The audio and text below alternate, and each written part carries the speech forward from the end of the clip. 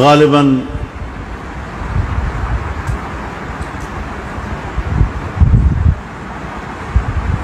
1979 کا تبلیغی اجتماع تھا رائے ونڈ کا.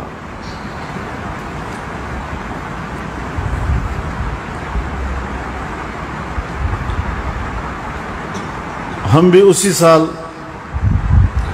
دارالعلوم حقانیہ سے فارغ ہوئے تھے اور قاسم العلوم ملتان میں میں نے تدریس شروع کی تھی، اور ہم تبلیغی اجتماع میں شرکت کے لیے آئے تھے. ہم نے رات وہیں گزاری اور صبح کوئی 8 بجے حضرت والد صاحب رحمہ اللہ، حضرت مولانا عبید اللہ انور صاحب رحمہ اللہ، حضرت مولانا اجمل خان صاحب رحمہ اللہ اور حاجی غلام دستگیر صاحب رحمہ اللہ ایک ہی گاڑی میں تشریف لائے اور حضرت کے حجرے کے ساتھ مسجد کے ہال میں بیٹھ گئے.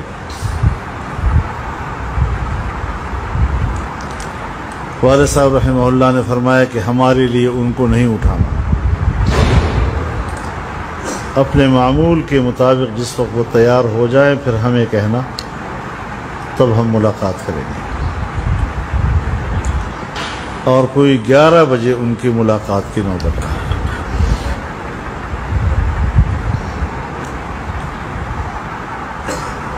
میرے ایک استاد جو دارالعلوم حقانیہ میں میرے جانے اور وہاں داخلہ لینے کا باعث بنے تھے، حضرت مولانا محمد علی صاحب رحمہ اللہ سوات کے تھے. وہ حضرت شیخ کے شاگرد تھے، مظاہر العلوم سہارنپور کے فارغ التحصیل تھے.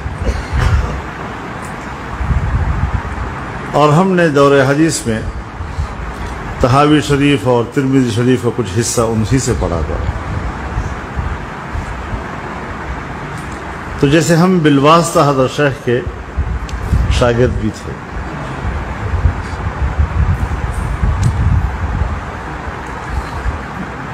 جب ان کی مجلس میں ہم بیٹھے تو مجھے یاد آیا کہ میں نے رات کو خواب دیکھا ہے کہ میں حضرت شیخ سے سپارہ پڑھ رہا ہوں، اور نیند میں بھی مجھے اس بات کا احساس ہے کہ میں قرآن پڑھا ہوا ہوں لیکن حضرت سے شرف تلمذ حاصل کر رہا ہوں. تو میں نے فوراً حضرت والد صاحب کی خدمت میں عرض کیا کہ میں چونکہ ان کا بالواسطہ شاگرد تو ہوں ہی، تو اگر وہ مجھے سند حدیث عطا فرما دیں اور اس کی اجازت دے دیں.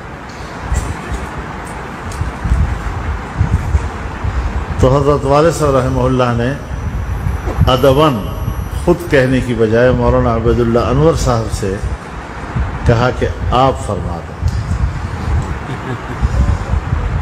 تو انہوں نے یہ درخواست ان کی خدمت میں پیش کی. تھوڑی دیر کے بعد مجھے بلایا اور فرمایا کہ حدیث کی کون سی کتاب پڑھاتے ہو؟ اور میرا تو پہلا سال تھا تدریس کا. تو میں نے کہا حضرت ابھی تک تو نہیں پڑھا رہا، ارادہ ہے انشاءاللہ پڑھاؤں گا. تو ہاتھ میں ہاتھ دیا اور فرمایا تمہیں حدیث پڑھانے کی اجازت ہے میرے اکابر کی تشریحات کو سامنے رکھتے ہوئے. شرط بھی بڑی سخت لگا دی.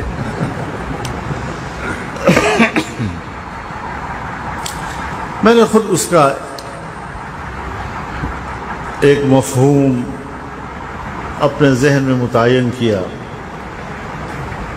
کہ جس طرح قرآن ہم تک پہنچا ہے تو قرآن کی تفسیر بھی سند رکھتی ہے، جس طرح حدیث کا متن سند رکھتا ہے تو حدیث کی تشریح بھی ایک سند رکھتی ہے. تو ہمارے اکابر نے جس طریقے سے اپنے اکابر و اسلاف سے اور اساتذہ سے اس کی تشریحات وصول کی ہیں، یہی ان کا مقصد ہو سکتا ہے.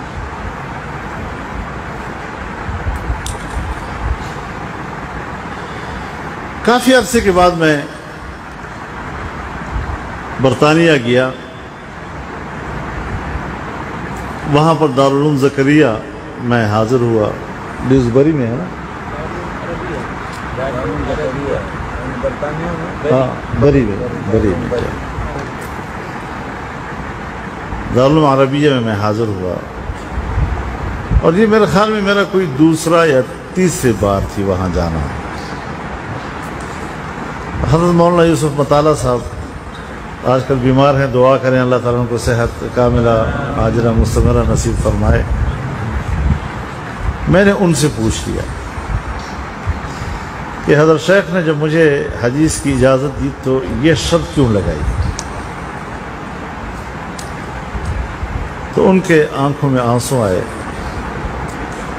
اور فرمایا کیوں نہ لگاتے؟ تو انہوں نے عجیب واقعہ سنایا۔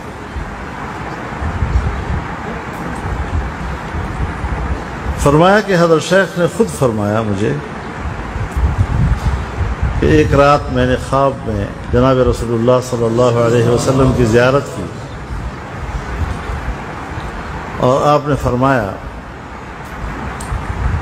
کہ مولوی خلیل احمد نے بذل المجہود میں میرے ایک حدیث کی توجیح کی ہے جو غلط ہے، ان کو بتا دو کہ اس کی توجیح یہ نہیں یہ ہے۔ کہتے میں اٹھا، میں نے فوراً وضو بنایا، اس زمانے میں سہارنپور میں بجلی نہیں تھی، لالٹین جلایا اور لالٹین جلا کر چل پڑا ان کی طرف۔ راستے میں جاتا ہوں تو ایک اور آدمی بھی لالٹین جلاتے ہوئے میری طرف آ رہا، آمنے سامنے ہوئے تو مولانا خلیل احمد صاحب، تو مجھے انہوں نے فرمایا کہ کہاں جا رہے ہو؟ میں نے ان کو یہ خواب سنایا، فرمایا مجھے بھی یہی خواب آیا ہے، تو میں آپ کی طرف آ رہا ہوں تاکہ بیٹھ کر اس توجیہ کو ٹھیک کر لیں۔ تو جن کے احادیث کی خدمات کی نگرانی حضرت صلی اللہ علیہ وسلم نے خود کی ہو، پھر کیوں کر وہ آپ کو یہ نہیں کہیں گے؟ اور بذل المجہود کا ایک نسخہ قاسم العلوم ملتان نے بھی چھاپا، مکتبہ قاسمیہ نے، اس پر حضرت مفتی صاحب رحمہ اللہ کے تقریض ہے، تو اس میں انہوں نے یہ الفاظ درج کیے ہیں کہ میں نے سنن ابو داؤد کی تمام شروح کا مطالعہ کیا ہے، بذل المجہود کو اس تمام سے بڑھ کر پایا ہے، اور پھر ان کی یہ رائے اپنے اکابر دیوبند اور اساتذہ دیوبند کے تمام شراح حدیث کے بارے میں تھی۔ تو جناب رسول اللہ صلی اللہ علیہ وسلم تک ہمارا جو سلسلہ ہے علوم کا، احادیث کا، تفاسیر کا، وہ ہمارے انہی اکابر سے گزر کے وہاں جاتے ہیں۔